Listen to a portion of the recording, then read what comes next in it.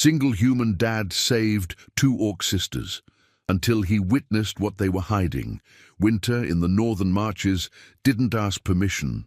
It arrived like an unwanted relative who overstayed their welcome by about 4 months. Cold, relentless, and with a tendency to kill anything that wasn't prepared for it. Miles had learned to respect winter the way you respect a wild animal. You didn't fight it, you survived it. And if you were smart, you stayed indoors. But Miles had never been particularly smart. At least, that's what his late wife used to tell him. She'd say it with that smile that made everything okay, the one that said she loved him anyway. That smile had been gone for 3 years now. Buried under 6 feet of frozen ground in a grave, Miles still visited every Sunday, weather permitting. "Papa, the fire's getting low." Ruby's voice pulled him back from thoughts that had a nasty habit of dragging him under. She was 10 years old, with her mother's dark hair and eyes that saw too much for someone so young. 3 years of being the only woman in a house full of grief and silence had made her grow up faster than Miles wanted. "I'll get more wood," he said, pulling on his heavy coat. The kind with fur lining that used to belong to something with teeth. "Stay inside. Don't open the door for anyone." "You always say that. And you always do it anyway." She grinned. It was the same grin her mother had. The one that said she'd do exactly what she wanted and somehow make you feel good about it. Miles stepped outside into cold that hit like a physical thing. The kind of cold that made your lungs hurt when you breathed. The kind that killed. He'd been a hunter for 15 years, long enough to read weather the way some men read books, and this weather was screaming at him to stay inside. But they needed firewood, and firewood didn't collect itself.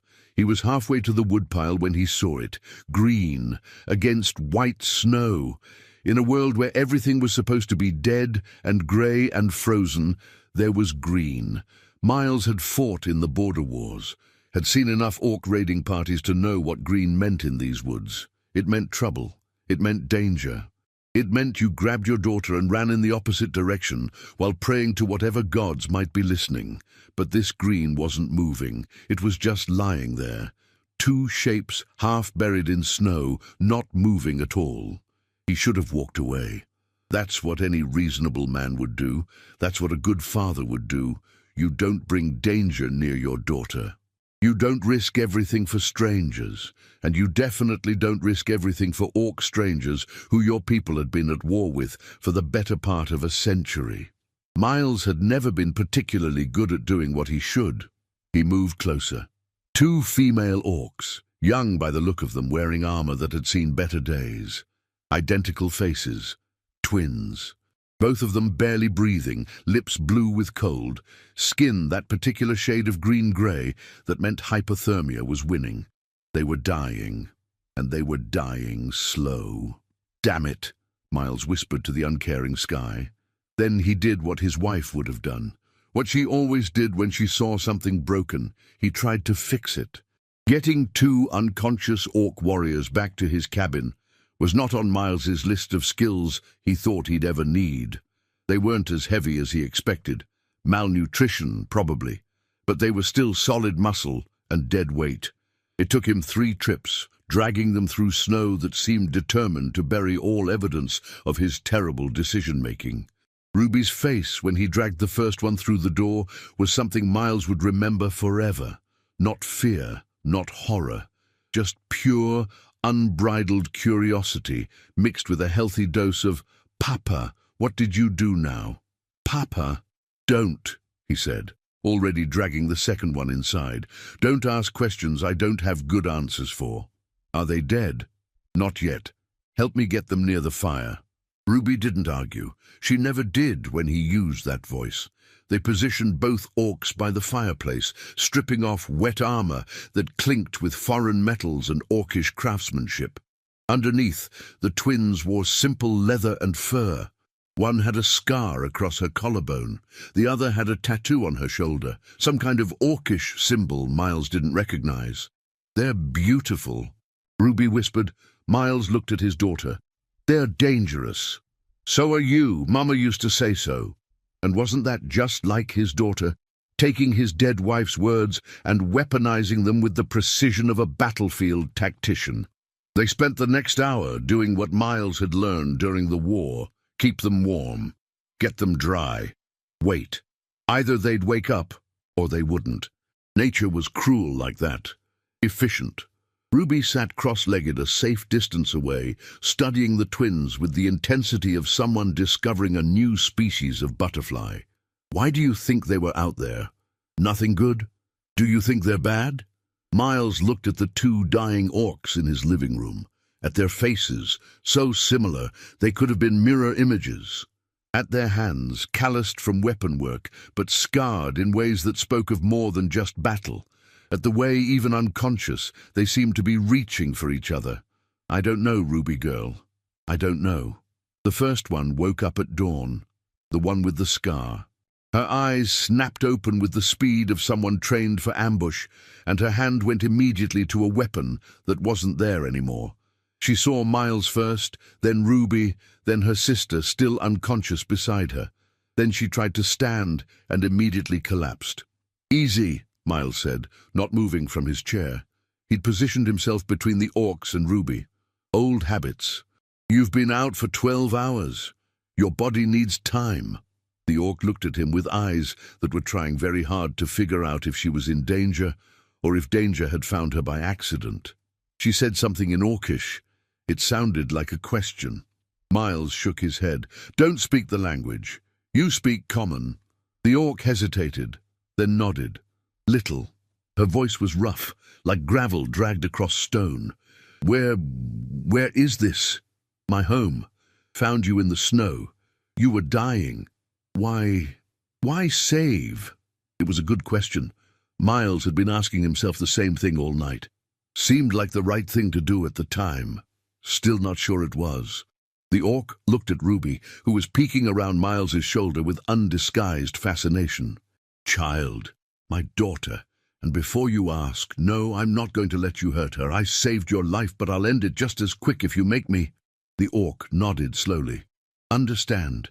She looked at her sister, still unconscious. She okay?" "Breathing. Warming up. Should wake soon." The orc's entire body seemed to relax at that. Just a fraction, but Miles noticed. He'd spent enough time around soldiers to recognize love when he saw it.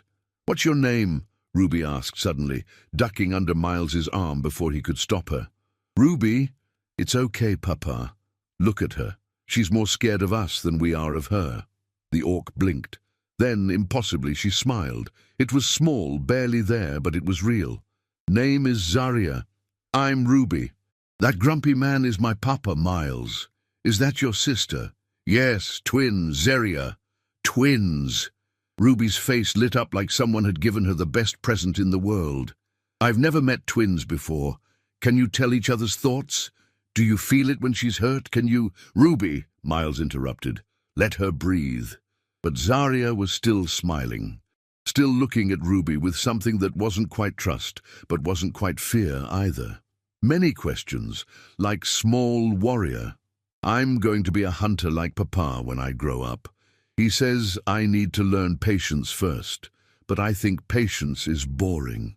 "Patience keeps you alive," Miles said, the same thing he'd said 100 times before. "Boring keeps you breathing." Zarya woke an hour later with less panic and more confusion. She said something rapid in Orcish, and Zarya responded in the same language. They went back and forth for a minute while Miles kept his hand near the knife on his belt, and Ruby watched with undisguised delight. Finally, Zarya switched to common. Zarya asks, "Why humans save us?" "Because your papa is secretly nice even though he pretends not to be," Ruby supplied helpfully. Miles sighed. Seemed like the right thing at the time. Still debating if it was. Zarya studied him with eyes that were sharp despite her weakened state. She had the same face as her sister, but where Zarya's expression was guarded, Zarya's was calculating. She said something in Orcish again. "She wants to know what you want," Zarya translated. "Humans not help orcs, not without wanting something." "I don't want anything except to know you're not going to murder us in our sleep." Zarya laughed. It was short, bitter. "If we wanted murder, we dead already. would not be here. Fair point. Ruby moved closer, ignoring Miles's warning hand. What happened to you? Why were you in the snow? The twins exchanged a look.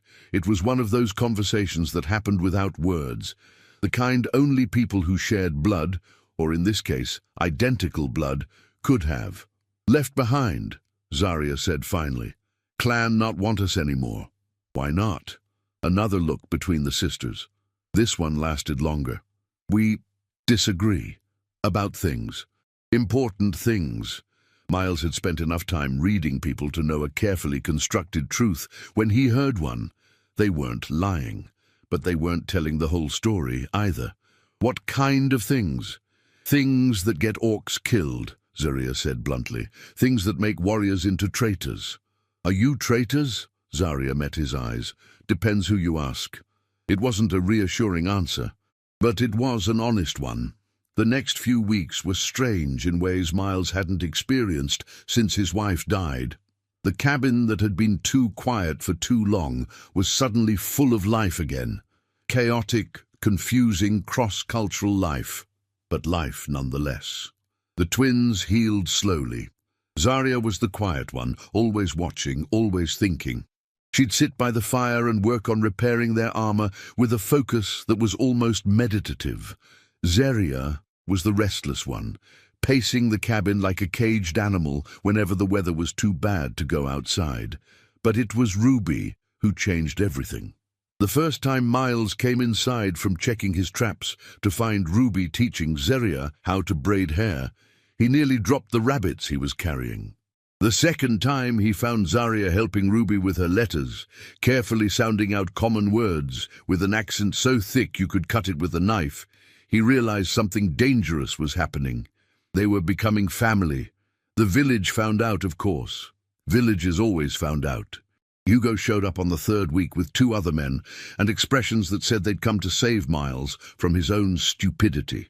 Miles, Hugo said, cleaning his spectacles, even though they weren't dirty. The nervous tick was in full effect. We need to talk. Then talk, but do it from there, not coming closer to my daughter. That's not, Hugo sighed. People are worried. You've got 2 orc warriors living with you and your little girl. 2 orc warriors, Miles. Do you understand how that looks? I understand that I found them dying and brought them inside. What was I supposed to do? Let them freeze?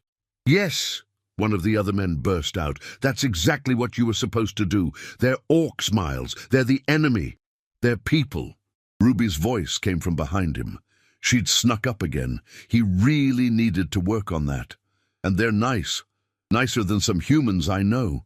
Hugo looked pained. Ruby, sweetie, you don't understand. I understand that Zarya helped me with my reading yesterday, and that Zarya showed me how to throw a knife properly so I don't hurt myself. And that neither of them has done anything wrong except be born green. There was a long silence. Miles felt something in his chest that might have been pride, might have been terror, might have been both at once. They can stay until spring, Miles said finally. Then they'll move on. But until then, they're under my roof, and anyone who has a problem with that can take it up with me personally. Hugo cleaned his glasses again. You're putting your daughter at risk. I'm teaching my daughter that kindness isn't conditional.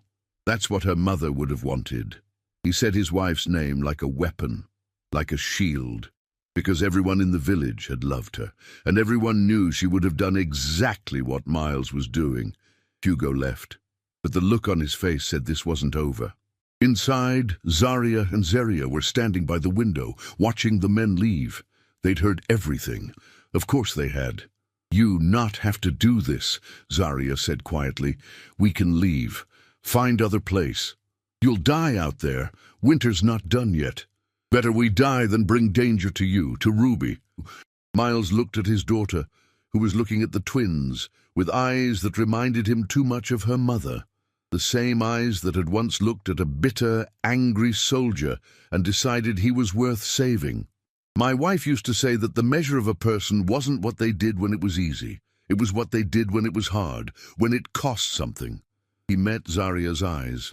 Then Zarya's. You stay. We'll figure out the rest as it comes. Zaria said something in Orcish. Zaria nodded. Then, in slightly better common than before, she said, "You honor your mate's memory.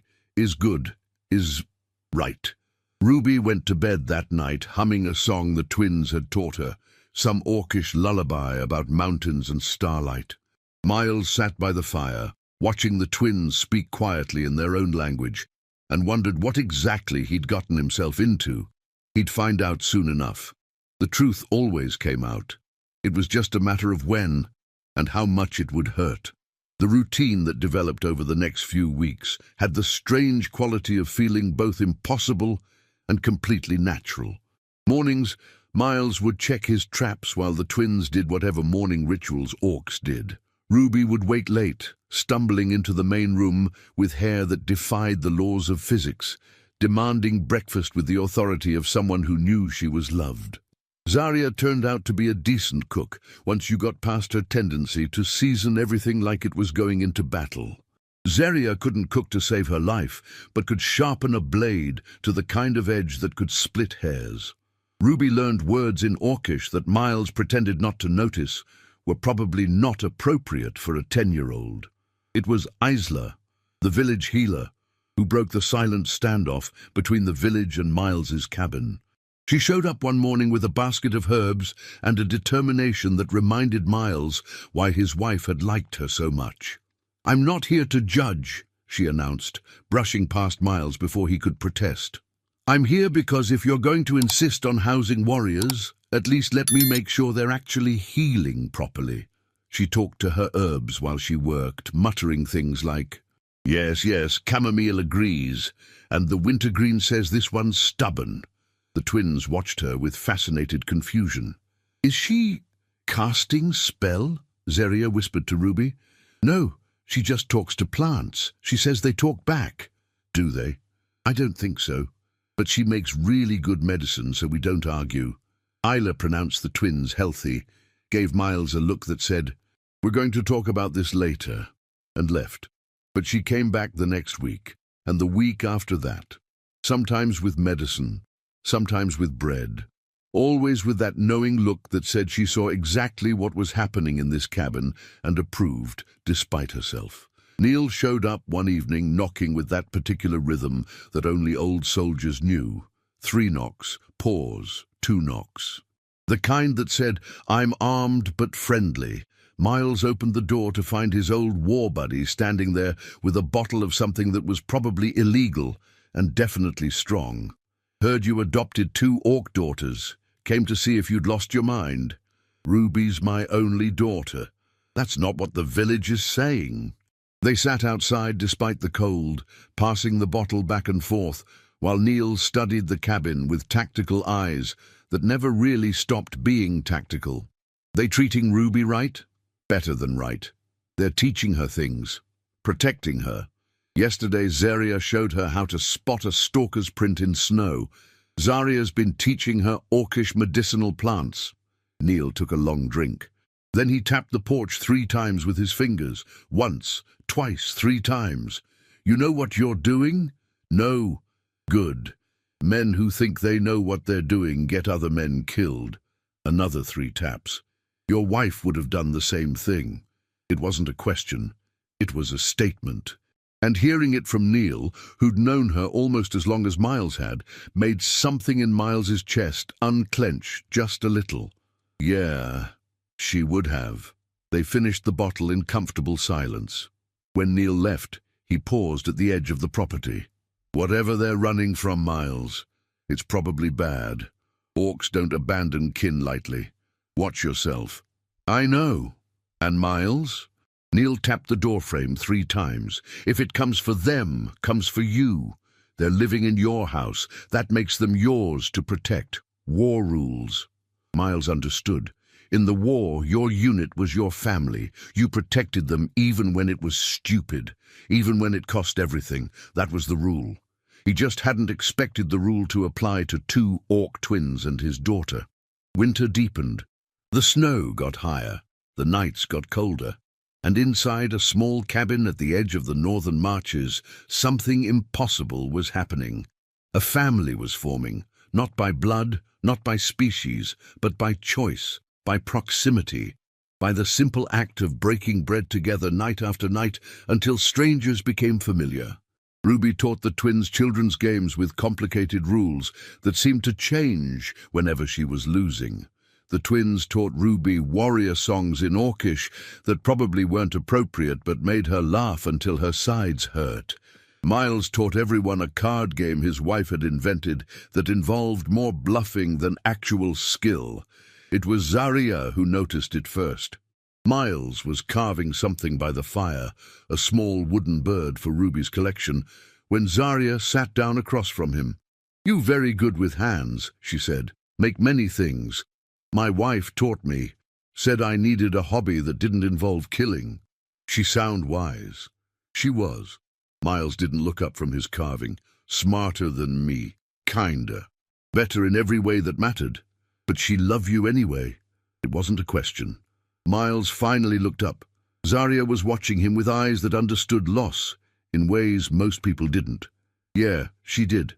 Never figured out why. Because you good man. Even when you pretend not to be. Zarya paused, choosing words carefully. "Ruby, she remind you of mate? Every day. It's a blessing and a curse. Understand? Zarya remind me of things I try to forget, but is also reason I breathe, reason I fight." Zarya looked at where her sister was playing some kind of hand game with Ruby, both of them laughing at something. "When clan leave us to die, I ready to give up. But Zarya not let me.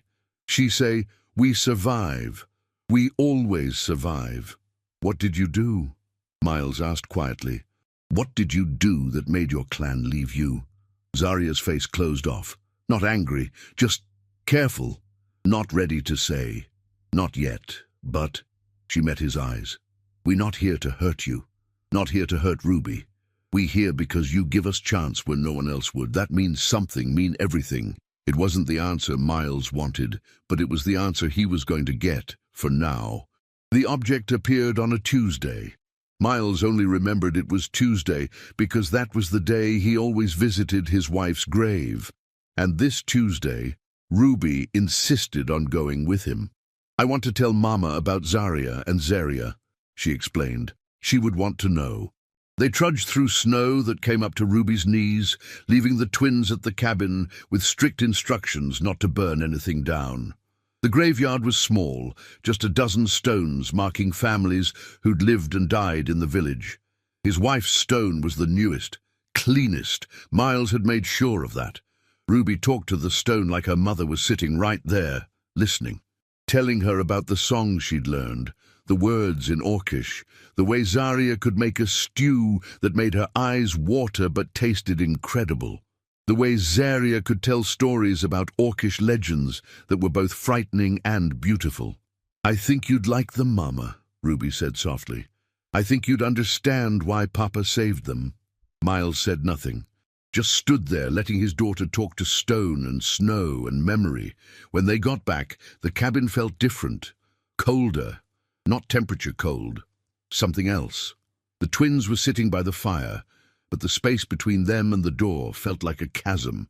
"What happened?" Miles asked. Zarya wouldn't meet his eyes. Zarya looked like she was preparing for execution. Zarya started, then switched to Orcish, speaking rapidly to her sister. Zarya shook her head. Zarya insisted. They went back and forth in that rapid-fire way that twins did. Finally, Zarya stood. She reached into her pack, the one they'd been carrying when Miles found them, and pulled out something small wrapped in cloth. When she unwrapped it, Miles's world stopped. A silver locket, small, delicate, with flowers engraved on the front. The same locket his wife had worn every day of their marriage. The same locket that had disappeared the day she died. Miles didn't remember crossing the room. Didn't remember taking it from Zarya's hands. He just suddenly had it, cold against his palm, impossibly present after 3 years of being gone. "Where?" His voice broke. "Where did you get this?" Zarya's face was stone. "From village, from day of raid, 3 winters ago." The room tilted. Ruby was saying something, But Miles couldn't hear her over the sound of his own heart trying to break through his ribs. "You were there." It wasn't a question. "The raid that killed my wife. You were there." Yes. One word. One simple word that changed everything. Miles looked at the locket in his hand, at the twins standing there waiting for judgment, at Ruby, who was looking between all of them with wide, frightened eyes. "Get out." His voice was quiet, deadly quiet, the kind of quiet that came before violence. "Papa," Ruby started. "Not now, Ruby." "Please," Zarya said. "Please let us explain." "Explain?" The word came out like a roar. "You were part of the raid that killed my wife, that made my daughter grow up without a mother, and you've been living in my house, eating my food, teaching my daughter to trust you?" "We not kill her," Zarya said suddenly, her voice sharp. "We there, yes, but we not the ones with blood on hands." "Then who?" The twins looked at each other. That silent conversation again. Then Zarya spoke, and her voice was hollow. "Our commander, Orcish warlord named Drakmar. He lead raid. We just soldiers. Following orders. Following orders." Miles laughed, but it had no humor in it. "People have been using that excuse to justify atrocities since the beginning of time. We know," Zarya's voice broke, "we know is why we take locket, is why we try to remember faces, is why we keep evidence." She took a shaky breath. "Drakmar killed 14 humans that day. Your mate was last. She fought, she brave, she tried to protect others. But Drakmar, he not show mercy. She died protecting the village healer's daughter," Miles whispered. "Took an arrow meant for a child." "Yes." The word hung in the air like a confession, like absolution, like damnation. "That's why your clan abandoned you," Miles said slowly, understanding flooding in. "You kept the locket. You kept evidence. You were going to testify against your commander." "We testify to Orcish War Council," Zarya said. "We tell truth about what Drakmar do, about how he kill for pleasure, not for war, how he violate honor codes." She touched the tattoo on her shoulder. "This mark is mark of dishonor, mark of traitor. But we not traitors to honor, only traitors to monsters." Ruby had moved closer to the twins without Miles noticing. She was looking at the locket in his hand, then at Zarya's face. "You kept it because you wanted to make it right," Ruby said quietly. "You wanted to bring justice." "We fail," Zarya whispered. "Drakmar more powerful. He exile us. Leave us to die, and evidence die with us." Miles looked at the locket, at his wife's face captured in miniature inside, at Ruby as a baby smiling up at a mother she barely remembered now. "You've had this for 3 years. You could have sold it, could have thrown it away, could have done anything with it." "No," Zarya said firmly. "We could not. Was only thing keeping memory alive. Only thing saying this was wrong, this was crime. We hope someday to give back to family. To say we sorry we not strong enough to stop it." The silence that followed was the kind that rewrote history, the kind that made you choose who you were going to be. Miles looked at his daughter, at the twins who'd been teaching her, protecting her, becoming part of her life, at the locket that represented everything he'd lost. "You should have told me," he said finally. "From the beginning, you should have told me the truth." "We afraid," Zarya said. "Afraid you kill us. Afraid you throw us out. Afraid—" She glanced at Ruby. "Afraid we lose only place we feel like people again." Miles closed the locket, felt the weight of it, the history, the pain, the impossibility of forgiveness that shouldn't be possible, but somehow was trying to be born anyway. "I need time," he said. I need to think." "Understand," Zarya said. "We pack. We leave at first light." "No." Everyone looked at Ruby. She was standing between Miles and the twins, small and fierce and terrified. "Ruby!" "No, Papa, listen to me." Ruby's voice shook but didn't break. "Mama died protecting someone. That's what you always told me. She died because she chose to stand between danger and an innocent person. She chose love even when it was dangerous. Ruby, that's different, is it? Ruby turned to look at him with eyes too old for her face. You saved them because it was the right thing to do, because that's what Mama would have done, because that's what good people do, even when it's hard. She looked at the twins. They kept the locket because it was the right thing to do, because they wanted justice even when it was dangerous, because that's what good people do even when it's hard. Miles felt something break inside his chest, something that had been frozen for 3 years. They're not the ones who killed her, Papa. They're the ones who tried to make it right. Doesn't that matter? It did matter. God help him, it mattered. Miles looked at the twins. At Zarya, who'd taught his daughter to read better. At Zarya, who'd showed his daughter how to defend herself. At 2 warriors who could have killed them 100 times over, but instead had just lived. Had just been people trying to survive their own broken choices. I want to know everything, he said finally. Every detail about that day, about your commander, about what you saw. I want the truth. All of it. We tell you, Zarya promised. Everything.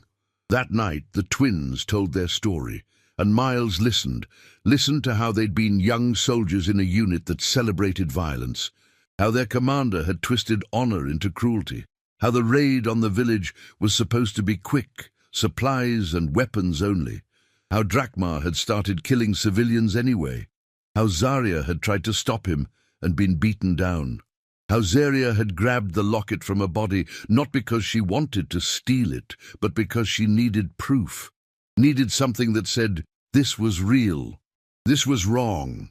They talked until dawn, until words ran out and only silence remained. Ruby had fallen asleep against Zarya's side. The orc was stroking her hair with a gentleness that looked foreign on Warrior's hands. I can't forgive this overnight, Miles said. I can't just make 3 years of grief disappear. We not ask for forgiveness, Zarya said.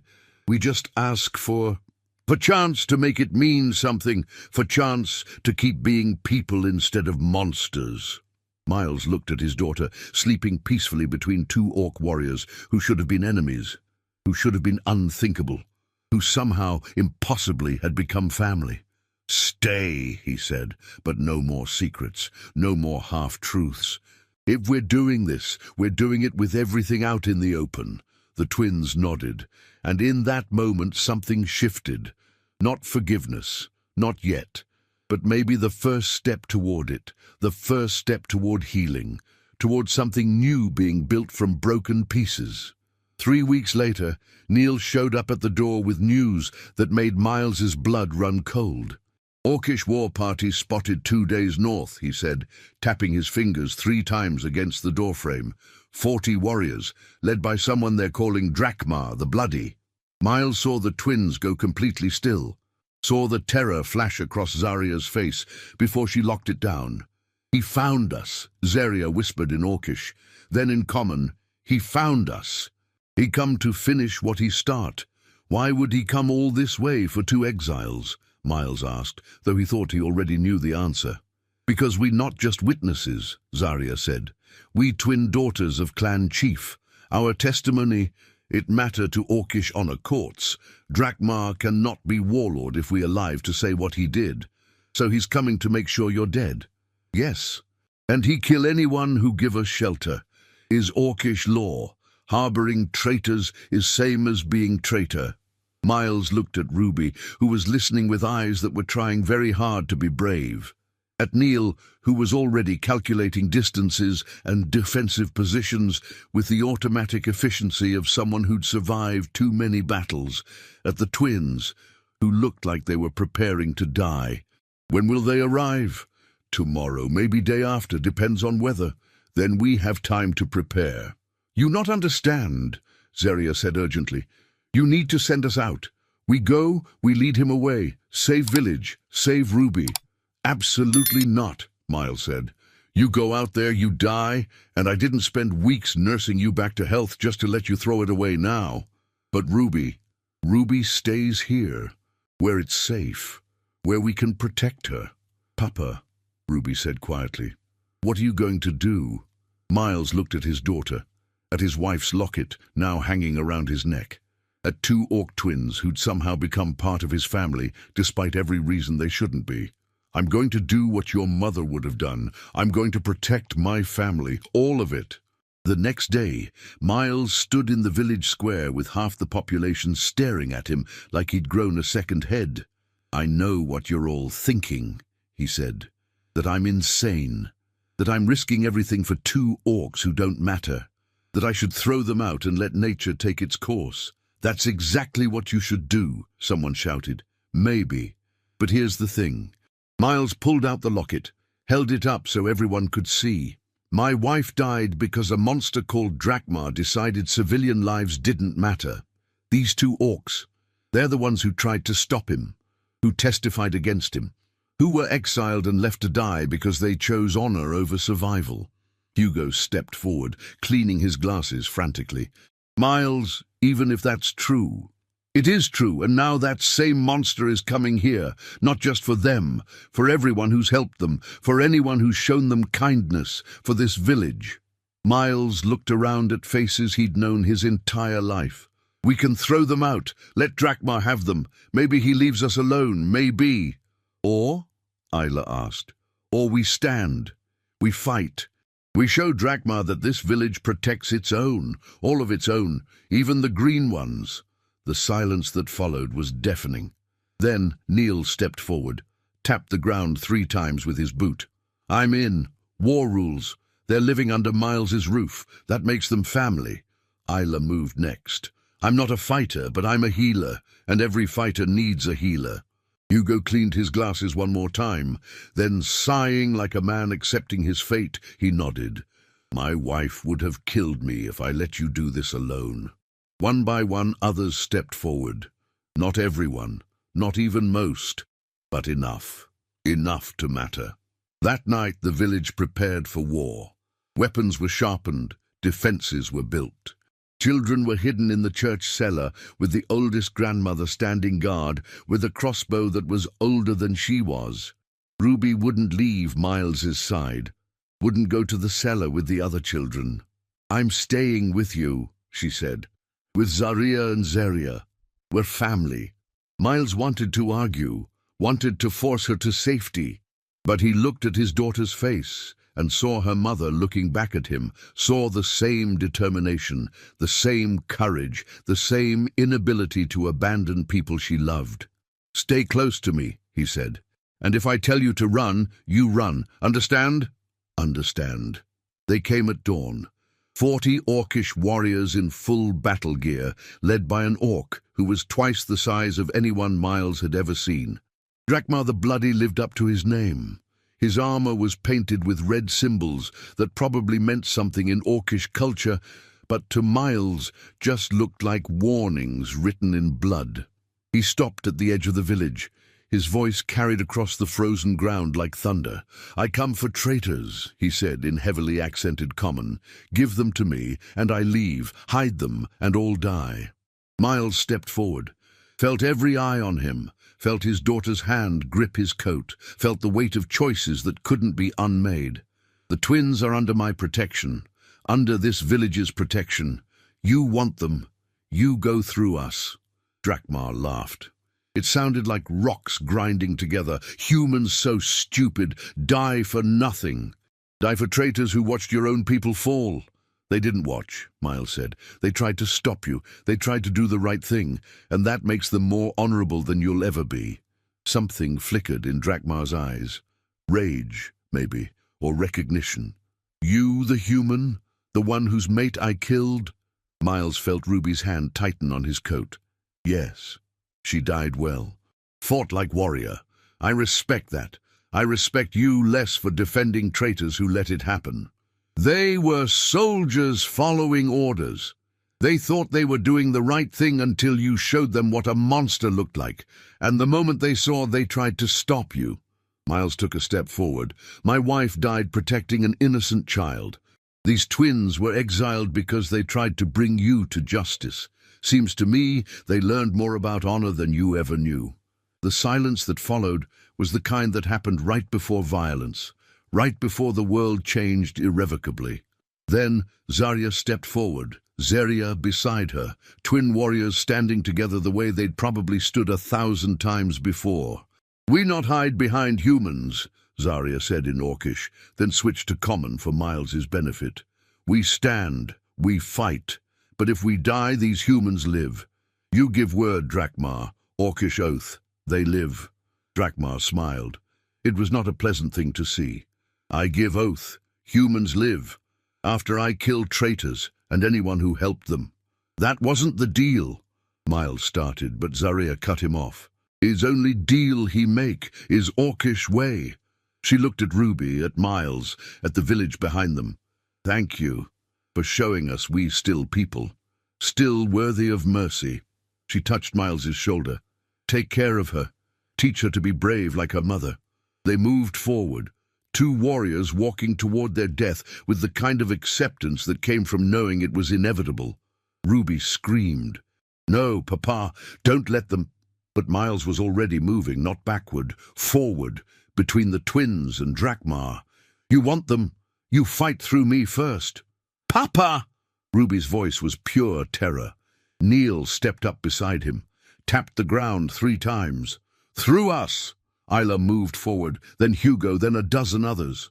A line of humans standing between certain death and 2 orc warriors who'd somehow, impossibly, become worth dying for. Drakmar looked at them, at this impossible, ridiculous, beautiful line of stubborn humans who should have known better. "Fools," he said. "All of you." "Yeah," Miles agreed. "Probably, but we're fools together, and that counts for something." What happened next happened fast. Drakmar raised his weapon. The line of humans braced for impact. The twins screamed something in Orcish that was probably a battle cry and probably a goodbye. But the attack never came. Instead, a horn sounded from the north, then another, then a third. Drakmar's face went from confidence to confusion to something that might have been fear in the space of 3 heartbeats. A new group of orcs appeared, not warriors, or at least not just warriors, elders by the look of them. Older orcs with faces marked by time and scars and the weight of authority. They wore robes instead of armor, symbols instead of weapons. The lead elder spoke. Her voice carried weight that had nothing to do with volume. "Drakmar, you stand accused. These twins bring evidence, bring witness, bring truth about your crimes." Drakmar's hand went to his weapon. "Traitor's word means nothing, is not just traitor's word." The elder held up something. From this distance, Miles couldn't see what it was, but Drakmar went completely still. "We have other witnesses now, other evidence. You crimes known, your honor broken, your name marked with dishonor. No. Yes. War Council has spoken. You exiled, you marked as kinslayer, as oathbreaker, as monster wearing orc face." The elder looked at Zarya and Zarya. "These twins not traitors, these twins heroes who speak truth when others afraid. They restored to clan, restored to honor, restored to life." Miles watched the twins collapse, not from injury, from relief. From 3 years of being dead, women walking suddenly being told they were alive again. Drakmar roared. It was the sound of everything he'd built crumbling. "I, warlord, I command." "You command nothing," the elder said. "You nobody, less than nobody. You oath to humans stands. You kill no one. You leave, you disappear. And if you ever seen again, you die. This is judgment." The 40 warriors behind Drakmar didn't move. They just watched their former commander being stripped of everything that made him someone who mattered, watched him become nothing. Drakmar looked at Miles, at the twins, at the line of humans who'd been ready to die. Then he turned and walked away. Not a warrior's walk, just walking, disappearing into the trees like he'd never been real at all. The elder approached, looked at Miles with eyes that had seen too much. "You human who protect our kin. I'm human who protected people. That they happen to be orc is coincidental." The elder smiled. "Good answer." She looked at the twins. "You daughters come home. Come be people again." Zarya and Zarya looked at each other, had one of those silent conversations. Then Zarya spoke. We thank Council for judgment, for returning honor, but..." She looked at Miles and Ruby.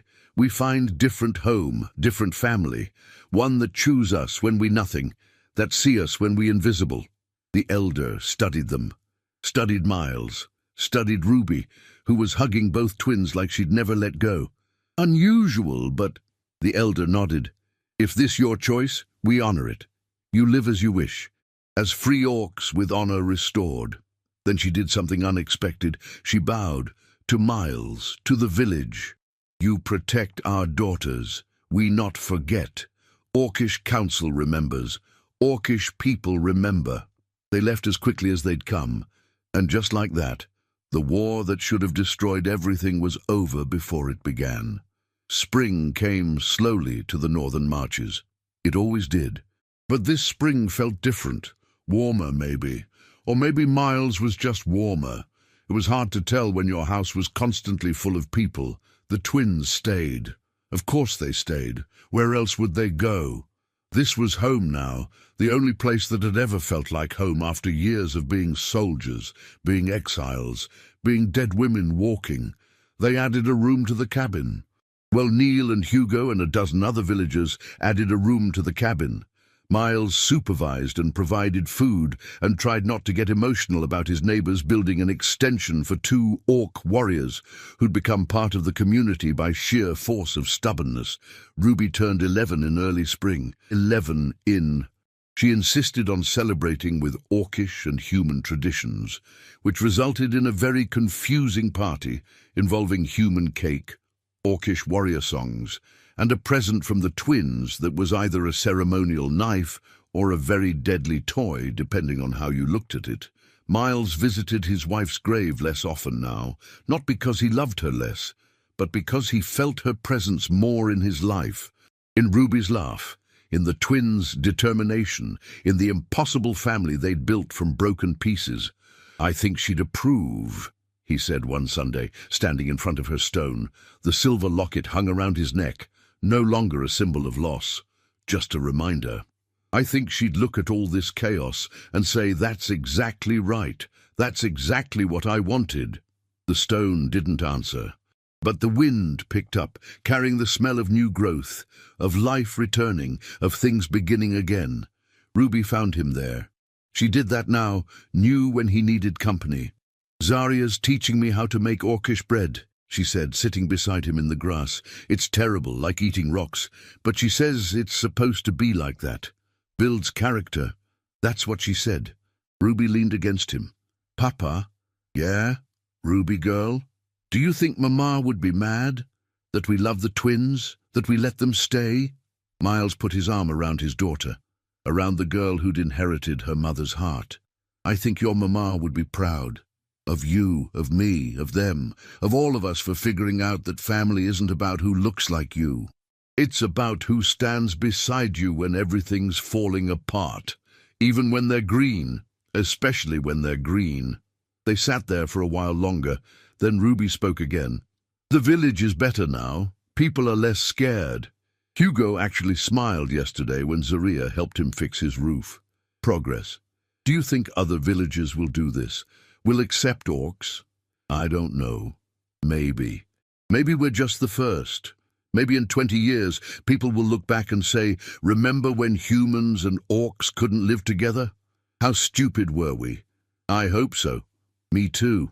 Miles looked at his wife's grave, at the name carved in stone, at the dates that marked a life too short, but he didn't feel the crushing weight anymore, just gratitude for what he'd had, for what he still had, for the impossible, beautiful mess his life had become.